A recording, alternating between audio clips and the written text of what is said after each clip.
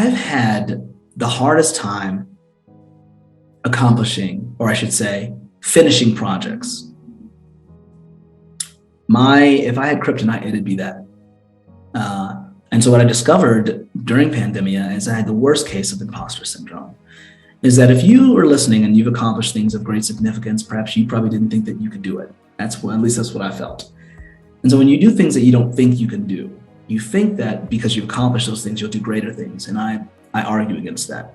When you do things you didn't think you could do, yes, it builds your confidence, but it also puts you in the category of an imposter. Because remember, you didn't think you could do it. And so for the longest time, I had done so much better than a lot of members of my family. I had beat the odds. My counselor told me, this is how much you'll make if you have an associate's. This is how much you make in a bachelor's, a doctorate, right? I had the without having a doctorate, I hit that the first 2 years. That was like, okay, they were wrong. So I hit all these, then this crippling imposter syndrome came. And here we're in pandemic. A lot of speakers were quitting. And then my friend Danielle Leslie said, well, why don't you launch this idea that you've been talking about? This is online school. I said, and it's really hit me because I'd been doing something for years I knew how to do, which was speak. Now I got to go virtual. Now I got to, make a curriculum. I got to do all these other things that I hadn't really done before. And she told me, she said, let me tell you something, how I built my company. She said, I understand something. I said, done is better than perfect. Done is better than perfect. And sometimes becoming a perfectionist is just a way to procrastinate, to say, I'm not really worthy. Now, for those who are out there listening, please hone your skills. Please work on your projects, earn it. But Danielle Leslie, my friend Alicia Nash, is a brilliant mind as well. She would go to these film festivals and she'd go, wow, they put this in the festival. And then after judging this film, she goes, wait a minute, what am I doing? I haven't even finished my film. You don't have to be amazing. You just have to be done. Yeah. You learn so much just by getting good enough out there. Yes. Of course, Absolutely. Don't just throw crap out there. But again, it goes back to what are we teaching our kids? Yeah. If we feel like everything has to be perfect before we'll even take a step forward. Yes. And it doesn't. It's first of all, perfection it's its own cancer, by the way, because it eats away at you, right? And there are what do you call it? There's just shelf life for certain ideas. And if you're listening, I'm sure you've had an idea, or your friends or someone in your family, someone you grew up with had an idea, and they'll tell you about it because this is the story they'll never let down, right? Or they'll never let go of. And it's this, man, I had that idea. Yeah. You're not special in this regard. You're not special when you have an idea to solve a problem. Well, we live in a society where we can also notice that you might say, man, I wish someone would have that, create or invent something to solve that problem. Well, someone's going to think of that as well. You're not special in that regard. The person who gets the credit is the person who goes after it, who does it, right? Who completes it. And it doesn't have to be perfect. Oh, Amber, you know this, coming from film as a producer and a writer, putting it out there, you'd be surprised. The videos that have gone viral, I'm like, y'all like that one? Yeah.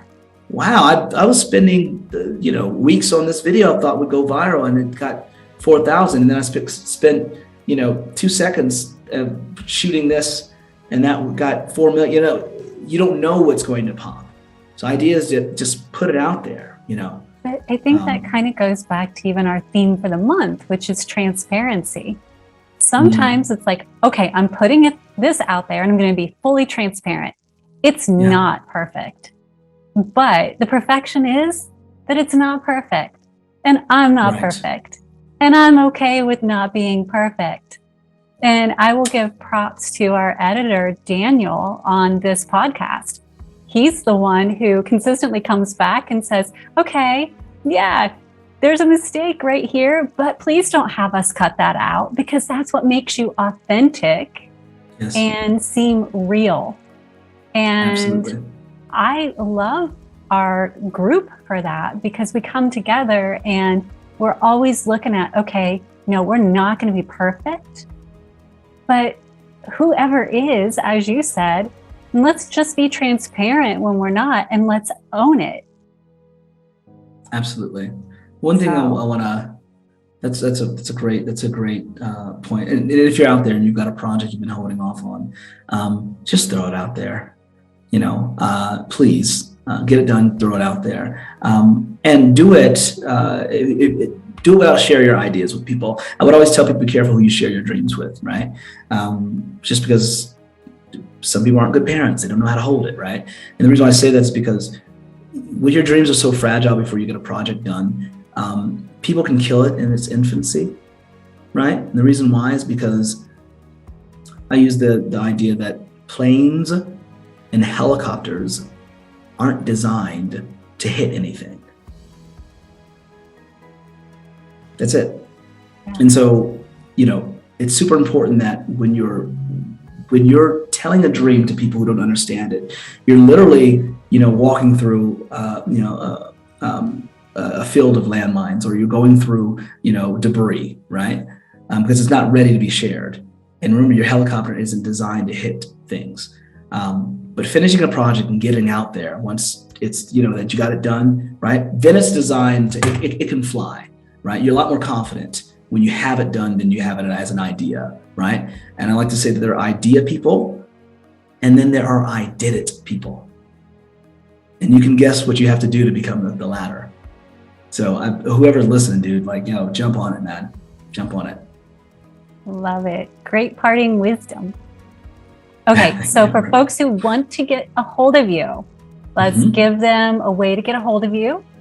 One more time. Absolutely. You can go to SeanDerik.com. That's SeanDerik.com. I'd love to work with you. I'm also doing some really interesting humor on IG. It's at SeanDerik, SeanDerik, if you want to laugh. Come check me out. Awesome. We'll be sure to include all of that with this podcast too, so that all they have to do is go with a simple click and they can get right over to you. And you have some different speaking engagements and things like that coming up too. And all that's on your website, right? Absolutely. I'll be able to share. We're updating it as we speak. Awesome.